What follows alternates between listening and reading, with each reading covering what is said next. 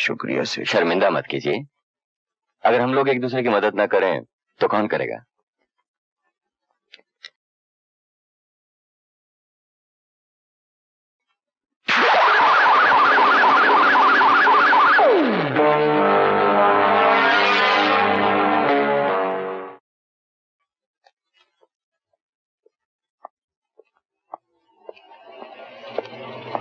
अशोक साहब, आइए। कहाँ जा रहे हैं आप? चलिए हम छोड़ देते हैं। सेठ जी, हो सकता है जहाँ मुझे जाना हो आपका रास्ता ना हो। चलिए आज हम अपना रास्ता बदल लेते हैं। आइए ना, आइए आइए। चलो ये क्या है? बीएनएस में तुम्हारे हिस्से। हाँ, आपके पास कैसे आए? दीनानाथ ने मेरे पास 50 लाख रुपए में गिरवी रखवाए हैं। देखो अशोक, आज से पहले हम जब भी मिले दो अलग अलग किनारों पर मिले, लेकिन आज ये पहला मौका है जब हम दोनों एक ही किनारे पर हैं और हमारी मंजिल भी एक ही है। आज हम दोनों में कोई टकराव नहीं। हम दोनों को दीनानाथ से अपना अपना हिसाब चुकाना है।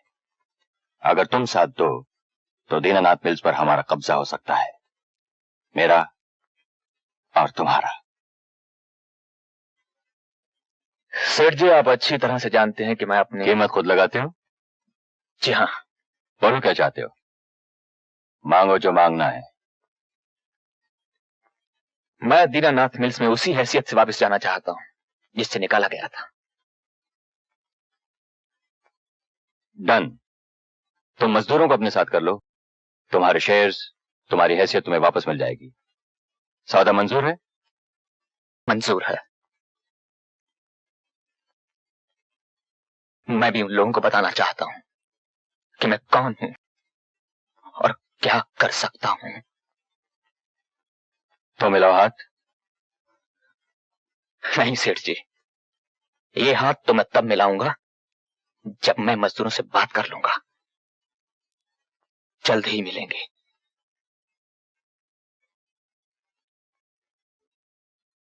वाह सेठ जी वाह, ऐसा दांव मारा है कि दुश्मन चारों खाने चित। अरे फांसा अशोक को और फांसी में लटक गया साला दीनानाथ। अशोक यहाँ क्या कर रहा था? सेठ जी के ऑफिस में कोई भी किसी वक्त भी आ सकता है, कुछ भी कर सकता है। यानी उस हरामजादे को सेठ जी ने बुलाया? हाँ बुलाया था। तुमसे मतलब है अशोक हमारा दुश्मन है और हम तुम्हारे कर्जदार हैं। उसके हिस्से भी तुम्हारे पास हैं। क्या मतलब के लिए ये बातें काफी नहीं है? तुम्हारा ख्याल बहुत गलत भी नहीं है साहिब सादे। वो 2 कौड़ी का मजदूर दीनानाथ तुम्हारा बाप समझता था कि मैं अपनी बेइज्जती भूल जाऊंगा। भूल थी उसकी है। मैंने कसम खाई थी कि एक दिन उसे उसी नौकरी की भीख मांगने पर मजबूर कर दूंगा जिसे वो मेरे मुंह पर मारकर चला गया था। मैं तुम लोगों को तुम्हारी जन्मभूमि फुटपाथ पर पहुंचाकर ही दम लूंगा, समझे? वो दिन कभी नहीं आएगा सेठ हीरालाल, कभी नहीं। वो दिन आ गया है रमेश। आज अशोक मजदूरों से बात करेगा। उसके बाद क्या होगा वो तुम जानते हो। गद्दार, कमीने, तेरी आरज़ू कभी पूरी नहीं होगी। इससे पहले कि बाबूजी पर कोई आंच आए, मैं उस हरामजादे नमक हराम अशोक को मिट्टी में मिला दूंगा और उसके बाद तुमसे निपटने आऊंगा। बच्चा है।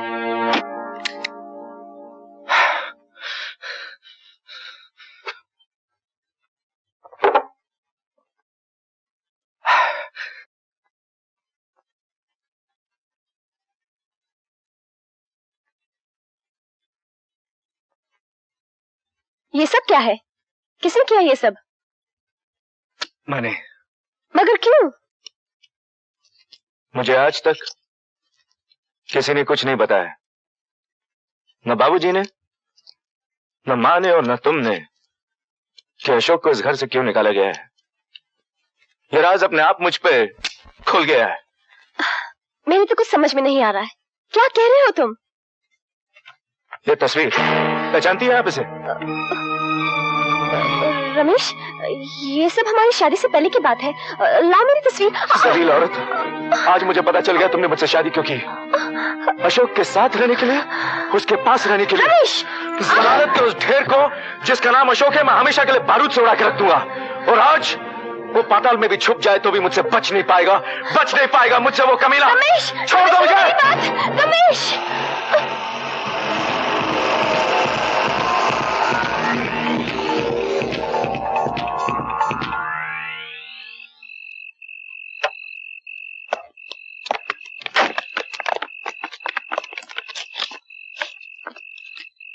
तुम लोग तैयार हो? जी साहब। जैसे अशोक बोलने के लिए खड़ा हो जाए तुम लोग उसकी मीटिंग तोड़ देना, और याद रखना कोई उसे हाथ नहीं लगाएगा। उसकी तकदीर का फैसला मेरे हाथों में है। Okay boss. अशोक माथुर जिंदाबाद, अशोक माथुर जिंदाबाद, अशोक माथुर जिंदाबाद, अशोक माथुर जिंदाबाद। मुझे आपके जिंदाबाद के नारे नहीं चाहिए, मुझे आपकी मदद चाहिए, आपकी हमारी एकता चाहिए, आपका हाथ चाहिए, आपका साथ चाहिए।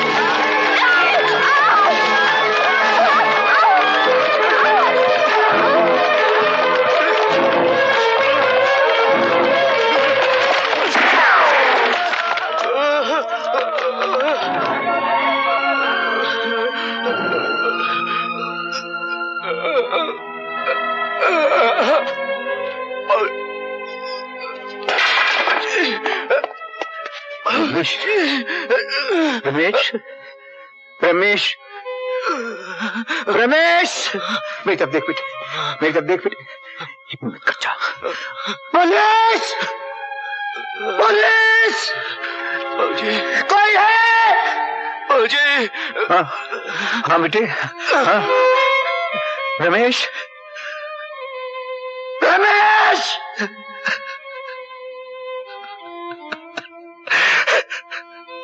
रमेश,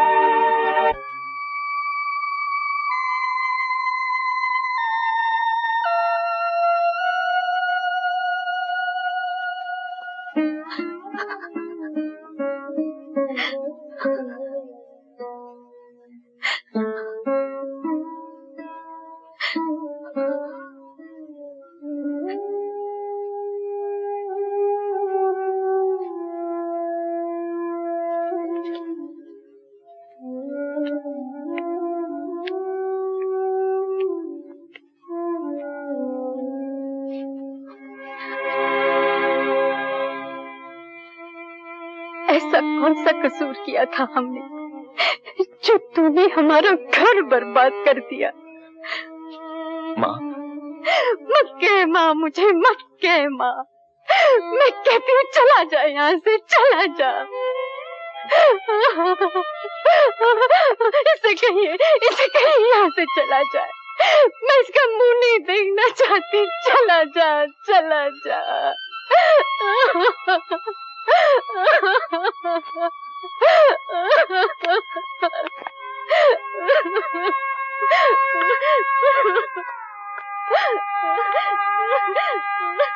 मीना, अब यहाँ क्या करने आए हो? हमारा घर तो बर्बाद कर दिया, मेरे जीवन में आग लगा दी तुमने। भैया का हंसता हुआ चेहरा मिट्टी में मिला दिया। अब क्या बचा है जो लूटने आए हो? मीना, मैं तुम्हें कैसे समझाऊं कि मैं बेकसूर हूँ? कसूर तो हमारा है जो हमने तुम्हें अपना समझ लिया, तुम्हारा असली रूप नहीं पहचाना। मीना, नफरत का इतना काला धुआं फैल चुका है तुम्हारी आंखों के सामने कि सच्चाई का चेहरा नहीं देख सकती। ये धुआं भी उसी आग ने फैलाया है जो तुमने लगाई है। मीना, उस आग में हमारा सब कुछ जल गया। तुम एक पत्थर दिल खुद गर्ज इंसान हो। तुम व्यापारी हो, अपनी कीमत खुद लगाते हो। ये कीमत तुम्हें जो भी दे दे, तुम उसके हाथों बिक जाओगे। मैं तुम्हें कभी माफ नहीं करूंगी। मैं तुम्हारी सूरत नहीं देखना चाहती। निकल जाओ यहाँ से, भगवान के लिए यहाँ से निकल जाओ।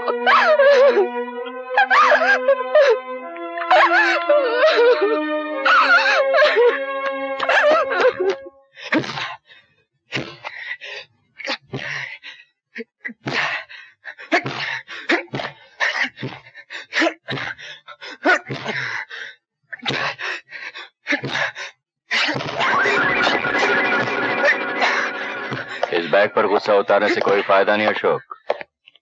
हमसे हाथ मिला लो, फिर देखो बाजी कैसे पलटती है। मैं भी यही सोच रहा था सेठ जी, अगर मैं और आप मिल जाएं तो दीनानाथ सड़क पर आ जाएगा, उसकी शान मिट्टी में मिल जाएगी, उसकी मिल हमारी हो जाएगी। तो मिला ये हाथ, ये फैसला भी बेबाकी हो जाए। ये हुई ना बात। लेकिन एक बात याद रखना, दीनानाथ का नुकसान ही हमारा फायदा है। फायदा आप देखिए, मैं तो सिर्फ नुकसान देखूंगा। नुकसान, नफा हो या नुकसान, मैं इस मीटिंग में जरूर जाऊंगा। तो फिर हम भी आपके साथ चलेंगे। क्यों?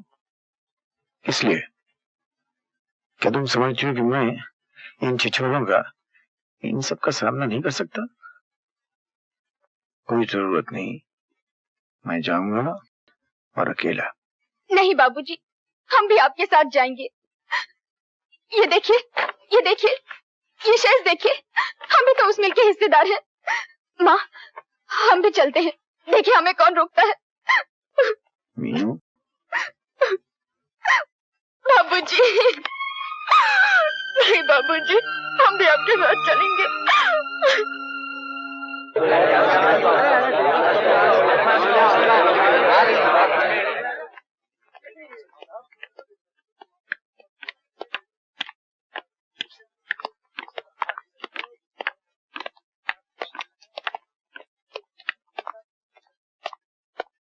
अशोक बाबू जिंदाबाद, अशोक बाबू जिंदाबाद, अशोक बाबू जिंदाबाद, अशोक बाबू जिंदाबाद, अशोक माथुर जिंदाबाद, अशोक माथुर जिंदाबाद, अशोक माथुर जिंदाबाद, अशोक माथुर जिंदाबाद, अशोक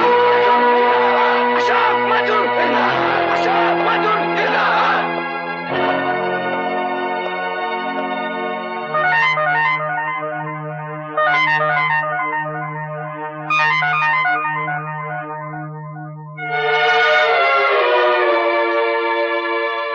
दोस्तों, आप ये जानते हैं कि आज की ये मीटिंग कितनी अहम है। इससे पहले कि ये मीटिंग बाकायदा शुरू हो, इससे पहले कि इस मीटिंग की शुरुआत हो, हम सब ये जानना चाहेंगे कि हमारा इस मिल का और शेर दीनानाथ का आपस में रिश्ता क्या है। ये मिल एक मजदूर का सपना था, उस सपने का क्या हुआ? हम सब एक परिवार थे, उस परिवार का क्या हुआ? हमारे सब सवालों का जवाब चाहिए। हमें अपने सब सवालों का जवाब चाहिए।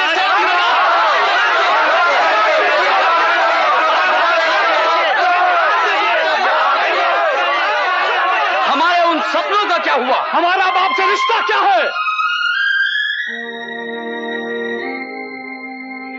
कोई रिश्ता नहीं, और वो जो था वो जल गया। मेरे बेटे की चिता में जल गया वो। लोग भूल करते हैं और उसकी सजा भी पाते हैं।